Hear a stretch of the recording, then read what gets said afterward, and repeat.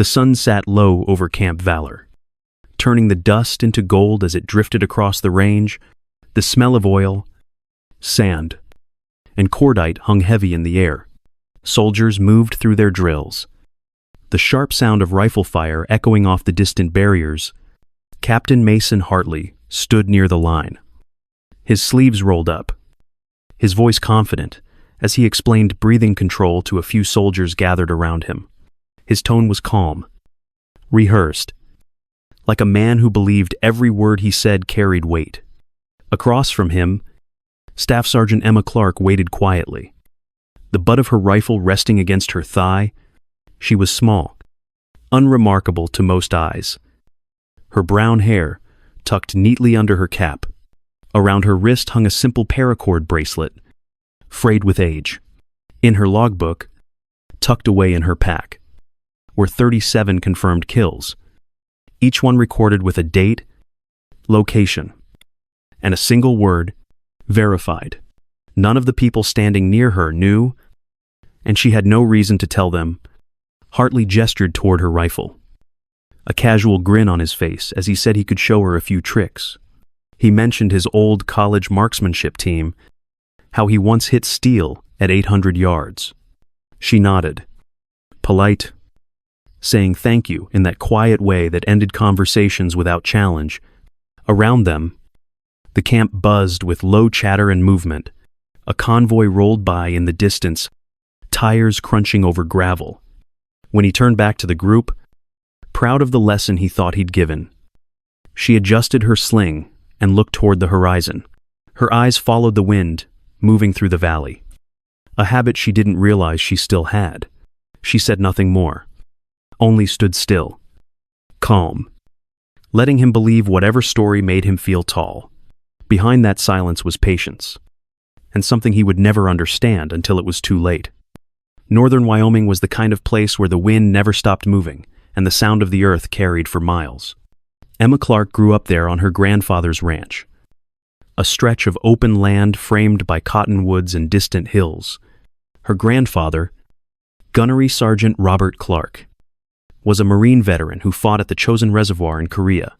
He was quiet, steady, and believed that hard work and silence built stronger people than talk ever could. On cold mornings, he would hand her his old M1 Garand and tell her that shooting was not about being fast. It was about being right. She was barely tall enough to balance the rifle against her shoulder, but he never went easy on her. They would walk out before sunrise, the frost crunching under their boots, the breath of the horses rising in slow clouds. The sun would break over the ridge, and he would tell her to wait, to breathe, to let the sight settle.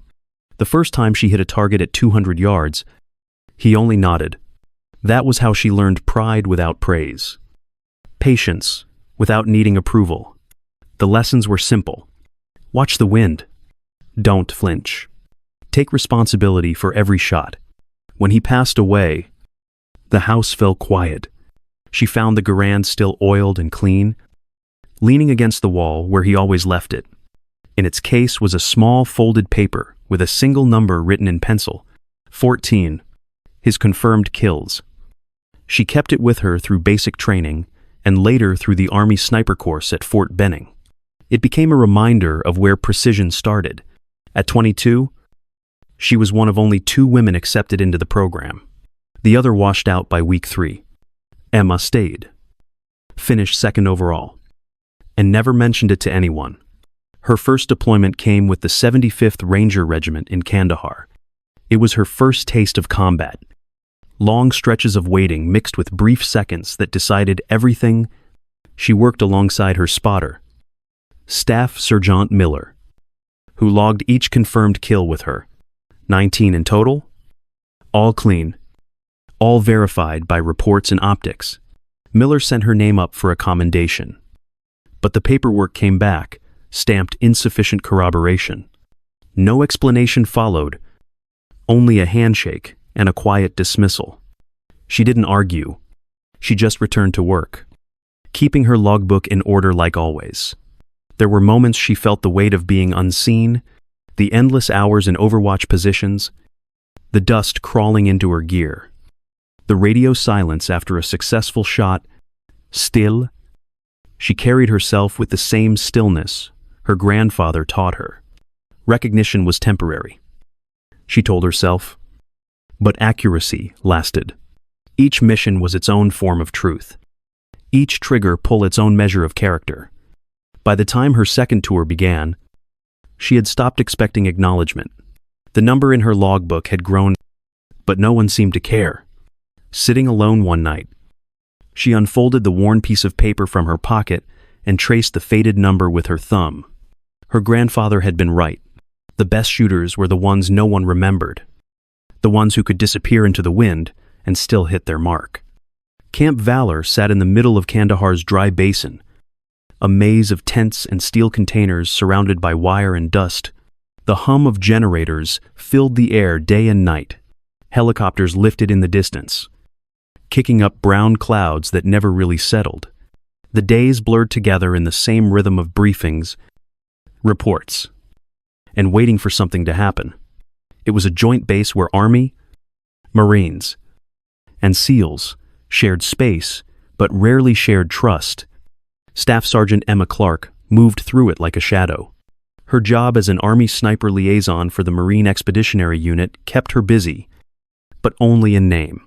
She spent her time cleaning rifles, reviewing range cards, and submitting ballistic data that no one read. Inside the camp, soldiers filled their hours pretending to be busy, polishing trucks already clean, sorting gear that didn't need sorting. It was survival through motion. When she stepped into the operations tent one afternoon for a briefing, the air shifted. Lieutenant Parker, young and sharp with his sleeves, too neatly rolled, looked up and asked if she was lost. She replied that she was the sniper assigned to his unit. The room broke into small laughter, the kind meant to sting but not linger. From that day, no one asked her opinion in mission planning. She sat through meetings in silence, taking notes that no one would ever see. Then Captain Mason Hartley arrived. 6 weeks into his first deployment, polished and certain of himself. He noticed her name on the roster and called her aside after a meeting. He told her he used to compete in college, said he could show her a few techniques to tighten her groups. Emma listened, hands clasped behind her back, nodded once, and thanked him for the offer. He smiled, satisfied with his own generosity. Word traveled fast. By evening, everyone knew that the captain was giving the quiet girl sniper shooting lessons. The story grew its own legs, and soon she was left off mission rosters entirely. Other marksmen filled her place. She stopped checking the lists after the first week. Instead, she spent her time at the range alone, methodically zeroing her rifle, cleaning it until it gleamed. She stopped trying to correct anyone's assumptions. At night, she sat outside her tent, listening to the distant rumble of convoys and the crackle of camp radios. The air was warm, still coated with dust. She realized invisibility had become part of her uniform. It was easier to wear silence than to fight it. Being unseen hurt, but it also protected her. No one expected anything from a ghost. The request came through late in the afternoon, carried across secure channels into the operations tent at Camp Valor. The message was brief and direct. Send your best. No politics. The room went still as the officers exchanged looks. Understanding the weight those words carried, it was from a Navy SEAL task unit operating out of Daria Outpost, calling for a precision marksman for a high-value target mission. The usual chatter faded as Lieutenant Colonel Sam Hayes, the senior operations officer, told the staff to pull every sniper file on base. The flicker of monitors lit the walls, while the sound of paper shifting broke the silence. They went name by name, scanning through scores, range results, and confirmed kills. Most profiles looked predictable, their numbers average and safe. Then one file stopped everything. Clarke, Emma L. Staff Sergeant, confirmed kills, 37. Hayes frowned, reading the record twice. The stats didn't match the person he vaguely remembered seeing around the camp. He asked who she was, and one of the officers muttered that she was the quiet one, the army liaison nobody used. Hayes leaned back in his chair, thinking, then told them to bring her in. When Emma stepped into the tent, the light was dim, the air heavy with dust and heat. She stood at attention, eyes level, waiting. Hayes studied her for a moment, before asking why she had never mentioned her record. She replied simply that nobody had asked. The answer landed like a single clean shot. No excuses. No pride. Just fact. He nodded slowly. Seeing the truth in her stillness, he told her to prepare for departure at dawn, that she would be flying north to link up with the SEAL unit. She saluted, turned, and left the tent without another word. That night, she sat outside her barracks, the stars sharp against the dark Afghan sky. The wind moved through the camp, carrying the faint hum of generators. She reached into her pocket and unfolded the small paper her grandfather had given her years ago, the one with 14 written in faded pencil. She traced the number with her thumb, thinking of his voice telling her that patience mattered more than speed, that the best shooters let the world slow down before they pulled the trigger. She folded the paper again and slipped it back into her pocket. Tomorrow, she would board a helicopter and finally be seen for what she was. The MH-62nd Seahawk came in low over the desert ridge at first light. The sun had just started to lift above the horizon, spilling gold across the rocky valleys of Daria province. The thump of rotor blades echoed off the dry hills as the helicopter settled on a dusty landing pad outside the small outpost. Staff Sergeant Emma Clarke stepped out into the cool air, her rucksack slung over one shoulder, rifle case in hand. The wind from the rotors whipped sand around her boots before the Seahawk lifted again and banked away toward the east. Waiting near the edge of the pad stood Commander Dean Mercer, the officer in charge of the Navy SEAL Task Unit. He was lean, gray at the temples, the kind of man who didn't waste words. His eyes studied her for a moment.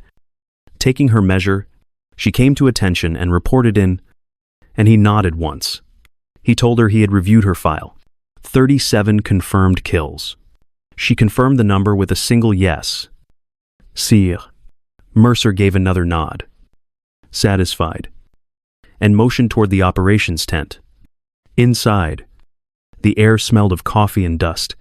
A large map lay spread across the table, weighed down by a metal flashlight. Mercer briefed her and the small SEAL team on the target, a Taliban financier named Qadir al-Safi. The compound was located across an open valley, approximately 1,830 meters from the designated observation ridge. The mission was a high-value target engagement, cleared under current rules of engagement. There was no viable approach for ground teams. A single precision shot would be the only solution. Lieutenant Commander Reeves leaned back in his chair, glancing toward Emma. He noted that she was Army, his tone edged with doubt. Mercer didn't look up from the map. He told Reeves that she was the best marksman in the region, and that was all that mattered. The tent fell quiet. Emma stepped closer, eyes moving across the map, studying terrain lines, distances, and wind channels. The ridge offered the shot, but the conditions would be difficult. Still, she felt steady, her pulse calm. She had done harder things before. As she traced the contour lines with her finger, she understood what this mission was, a chance to do what she was meant to do. No, Mori. No less. It was 4 o'clock in the morning when the team stepped off. The desert was silent, except for the faint crunch of boots on rock. Commander Dean Mercer led the formation, moving low and deliberate, his hand signals brief and precise. Behind him, Petty Officer First Class Jake Harlow followed with the laser rangefinder clipped to his chest rig. Staff Sergeant Emma Clarke came next, her M2010 rifle secured across her back, followed by 2 SEALs covering their flanks. They moved in measured intervals, each step calculated, every sound controlled. The ridge loomed ahead, steep and uneven, The only vantage point, with line of sight to the compound below, they climbed slowly, stopping every few minutes to scan for movement. The only light came from the stars, and the dim red glow of Harlow's map light. The air was cold enough to burn the lungs, the wind cutting across the rocks, in short, sharp gusts. At 5:30, the first hint of dawn touched the horizon, painting the valley in muted blue. By 6, they reached the crest. The ridge sloped downward in jagged layers, overlooking a dry plain and the small compound where the target would appear. Emma knelt beside a flat outcrop, unpacking her rifle. The M2010's dark finish caught the first streak of light. She unfolded the bipod, pressed it into the dirt, and checked the rifle's stability. Harlow sat up next to her, unpacking the spotting scope and powering on the Kestrel 5700 Elite. It began calling out data quietly. Temperature 28 degrees. Pressure 850 millibars. Wind variable at 4 to 6 knots. He used the laser rangefinder to confirm distance, 1,830 meters. Emma nodded and began her adjustments. Elevation 21.5 mils. Wind hold left 0.3. She took her time, aligning crosshairs against the compound. Through the loopholed scope, she could see the faint shimmer of heat beginning to rise off the sand. The radio cracked softly in Mercer's ear. The target was mobile, exiting the main building and walking toward a white pickup truck parked near the gate. Harlow leaned closer to his scope, his voice calm but firm. Left 0.3 mils. Hold steady. Emma exhaled, her pulse slowing. The world narrowed to her sight picture. The faint cross in the glass. She waited for the wind to settle, adjusted half a hair, then squeezed the trigger between heartbeats. The rifle kicked into her shoulder, the report echoing once across the valley. She stayed in the scope, tracking the flight path through the faint mirage. The bullet's arc was invisible but predictable. 3 seconds later, the figure below jerked once and fell backward beside the vehicle. Harlow confirmed through the spotting scope. Target down. Clean hit. The compound erupted into motion, men shouting, scattering for cover. Mercer lowered his binoculars, his expression unreadable.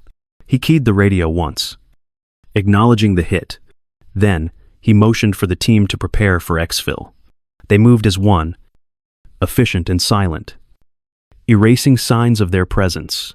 Emma cleared her chamber, caught the brass casing in her gloved hand, and slipped it into a pouch. She folded the bipod, slung the rifle, and followed Harlow down the ridge. The sun climbed higher as they descended, the valley behind them already stirring with noise. Emma felt the weight of the rifle on her shoulder, steady and familiar. There was no rush of victory, no thrill, only calm. The quiet certainty of having done her job exactly as trained. In her mind, the shot was already history. Measured. Logged. Complete. The helicopter touched down at Camp Valor just after 10 in the morning. The mission had gone exactly as planned, and the SEAL team moved with their usual quiet efficiency as they unloaded gear. No one said much. Commander Dean Mercer walked straight from the flight line to the operations building. His stride, purposeful, he told his team to stand by and requested a full staff meeting within the hour. Every senior officer on base was seated around the long table, including Captain Mason Hartley. The room was still when Mercer entered. He carried a folder under one arm and set it down on the table. It was Emma Clarke's personnel file. Without raising his voice, he began speaking. He went through the details methodically, naming each deployment, each recorded kill, and each supporting witness. 43 confirmed kills, verified by spotter logs, ISR imagery, and after-action reports. He noted that 6 of those shots had come in just the last few weeks under his command. He opened the pages for the officers to see, laying out evidence no one could dispute. Hartley sat with his hands clasped, his face pale under the fluorescent lights. Mercer turned toward him, his tone even but sharp enough to cut. He reminded him of the day Hartley had offered to teach Clarke how to shoot. He asked how a man with no confirmed kills thought he could train one of the most capable snipers in the region. The words hung in the air. Hartley looked down, unable to answer. Around the table, no one spoke. The only sound was the low hum of the air conditioning. Emma stood at the back of the room. Uniform neat. Expression calm. She didn't move. Didn't speak. Didn't need to. Her presence filled the silence better than any defense could.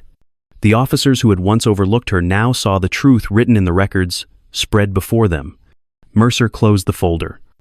His tone, returning to steady professionalism, he told them that from this point forward, Staff Sergeant Clarke would be given the assignments her record deserved. There would be no more politics, no more assumptions, only results. The meeting ended without applause, without words of praise. It didn't need them. For Emma, vindication wasn't about being seen. It was about being recognized for what had always been true. She left the room quietly, the same way she had entered, the door closing softly behind her. The weeks after the debrief passed quietly, Staff Sergeant Emma Clarke stayed with Commander Mercer's SEAL Task Unit, flying from one outpost to another as operations shifted across the region. Every mission ran clean. Every shot counted. Her precision became part of the team's rhythm, a steady presence that anchored them in the chaos of war. The SEALs stopped calling her the quiet army sniper. Instead, they started calling her the one who never missed. It wasn't meant as a compliment. It was said with respect.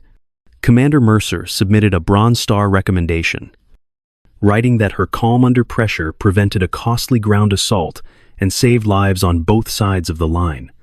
The approval came through faster than she expected.